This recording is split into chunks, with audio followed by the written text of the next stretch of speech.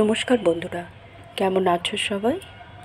বন্ধুরা, আজ আমি এমন একটা ফুল গাছ নিয়ে এসেছি যে ফুল গাছ তোমরা সহজেই বাড়িতে করতে পারো। একদমই পরিচর্যা খুবই কম, আর তার জন্য তোমাদের খরচাও বেশি করতে হবে না।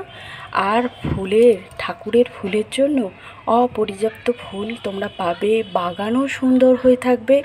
রঙে রঙের যত রং আছে, কত সুন্দর সুন্দর এই দোপাটি ফুল। হ্যাঁ বন্ধুরা, তোমরা দেখেই নিয়েছো। আজকে আমি এই ফুল নিয়েই তোমাদেরকে আজ আমি দেখাবো। আমি যে গাছগুলো করেছি দেখো, খুব কম পরিচর্যাতে করেছি, অল্প মাটি দিয়েও করেছি বলতে পারো, যে খুব বেশি মাটি লাগে তা না। আর অসম্ভব সুন্দর ফুল, কোনো গন্ধ নেই বটে, কিন্তু এর রং অপরিহার্য, কোনো কথা হবে না। এই ফুল আমাদের ঠাকুরের পুজোয় যেমন ব্যবহার করতে পারি, কোনো সমস্যাই নেই। এই গাছ যদি কটি ছাদের বাগানে তোমরা করতে পারো, জলটা লাগে যেমন তেমন রোদ্দুরও লাগে এই গাছের জন্য। তবে এই গাছ কিন্তু খুব সুখী।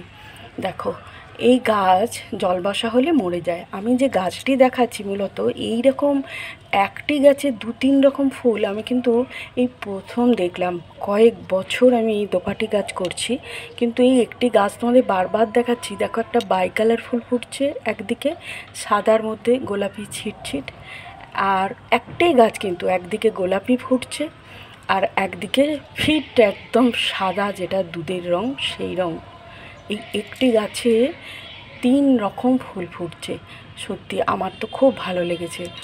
এই রকম ফুল আমি একটি গাছে 3 রকম কালার ফুল হয় আমি কিন্তু আমার জীবনে আমি এটা দেখিনি। দোপাটি গাছ অনেক দিন ধরে করছি বাড়িতে। আর বর্ষাকালের ফুল বললে যেটা প্রথমেই মনে পড়বে সেটা হচ্ছে দোপাটি। একদম রেনি সিজন যেটা, সেটা তো হচ্ছে দোপাটি। তোমরা এই দোপাটি গাছ কত সহজে বাড়িতে করবে, আর ফুল কত সহজে ফুটবে কোনো রকম পরিচর্যা ছাড়াই। মানে তোমাকে যে দিনরাত এর পিছনে খাটতে হবে সেরকম কিন্তু এই ফুল গাছটি না। সেই জন্যই আজকে তোমাদের কাছে আমি শ্রাবণী, আমার গার্ডেনিং চ্যানেলে তোমাদেরকে স্বাগত।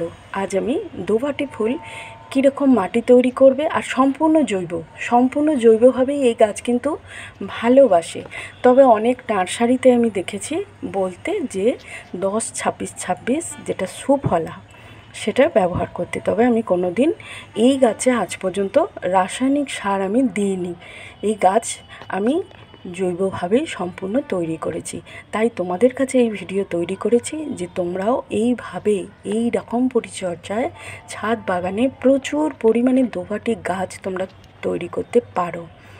বন্ধুরা, তোমাদেরকে আমি জানিয়ে রাখি, আমরা এই গাছের দানা থেকেও প্রতি বছর দানা সংগ্রহ করে রাখলে এই গাছের প্রতি বছর বাড়িতে এই গাছ তৈরি করতে পারি, যে আমাদের বাইরে কিনতে যেতে হবে না।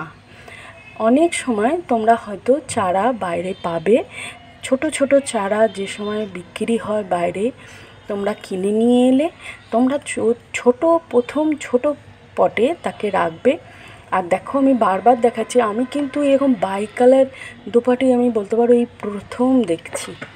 বাই কালার দোপাটি আবার একটি গাছে 3 রকমও প্রথম বলতে পারো, একটি গাছে 3 রকম কালার আমি প্রথম দেখছি। দেখো, তোমাদেরকে আমি দেখাচ্ছি। আর এই গাছগুলো আমি কত সহজে করেছি সেটাই তোমাদের কাছে আমি বলবো। মাটি তৈরি বলবো। তবে রোগবালাই তেমন কিছু থাকে না। তবে অসম্ভব সুখী গাছ বলতে পারো। জল যেমন বেশি সহ্য করতে পারে না, আবার রোদ্দুরও বেশি সহ্য করতে পারে না। আবার রোদ্দুরও তোমায় দিতে হয়, কিন্তু ভালো রকম রোদ্দুর পছন্দ করে। তবে এই ভাদ্র মাস, এই সময়, এই সেপ্টেম্বরে, এই সময় প্রচুর পরিমাণে হয় কি, যে রোদের তাপ বেড়ে যায়। সেই জন্য এই রোদের তাপ বেড়ে গেলে আমরা কি করি, যে গাছ ওপরে গিয়ে দেখি গাছ একদম নেতিয়ে পড়ে গেছে, কিন্তু জল তোমায় 2বার কি 3বার এই গাছে কিন্তু দিতে হবে। আর এই গাছ তোমাকে রোগবালাই তো নেই, আমি বলে দিলাম যে কোনো রকম কীটনাশক তোমাকে ব্যবহার করতে হচ্ছে না। আর মাটির তৈরিটা তোমরা সম্পূর্ণ জৈবভাবেই তৈরি করবে। এত সহজ ড্রেনেজ হোলটা করবে যে জল, এই যে বর্ষার যেহেতু গাছ তোমাদের বলেই দিচ্ছি, আর বর্ষার গাছ যেহেতু বৃষ্টি তো হবেই, বৃষ্টিতে তোমাদের রাখতেও হবে, পছন্দও করে প্রচুর পরিমাণে বৃষ্টি। আর ড্রেনেজ হোল ভালো রাখলে তোমাদের জল কিন্তু বেরিয়ে চলে যাবে।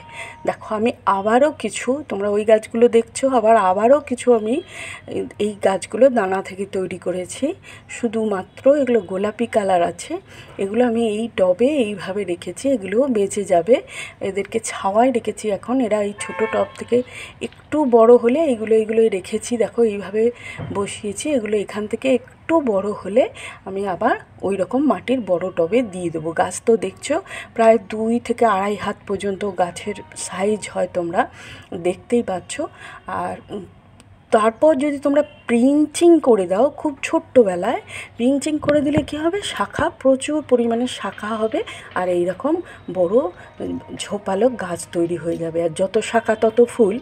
এবার তোমাদের মাটিটা দেখিয়ে দিই আমি। মাটিটা তোমরা দেখছো যে একদম গার্ডেন সয়েল নিলে, এটা হচ্ছে নিম খোল, আর এটা হচ্ছে গোবর সার একদম, আর এটা সর্ষের খোল, আর একটা ফাঙ্গিসাইড তোমাকে দিতেই হবে, যে কোনো ফাঙ্গিসাইড।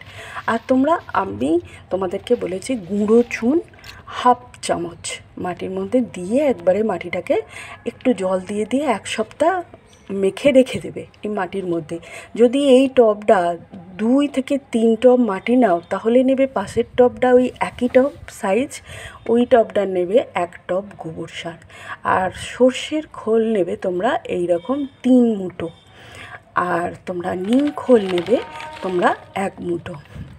এই রকমভাবে তোমরা ফাঙ্গিসাইডটাকে নেবে 1 চামচ, আর 1/2 চামচ দেবে চুন।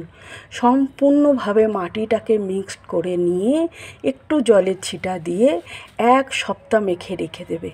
তারপর তোমরা ওই যে ছোট ছোট চারাগুলো যেখানে তোমরা ছোট টবে বসিয়েছো, সেখান থেকে সম্পূর্ণ এই মাটিটা মিশিয়ে, যেটা 1 সপ্তাহ রেখে দেবে, তার মধ্যেই ওই গাছগুলো বসিয়ে দেবে।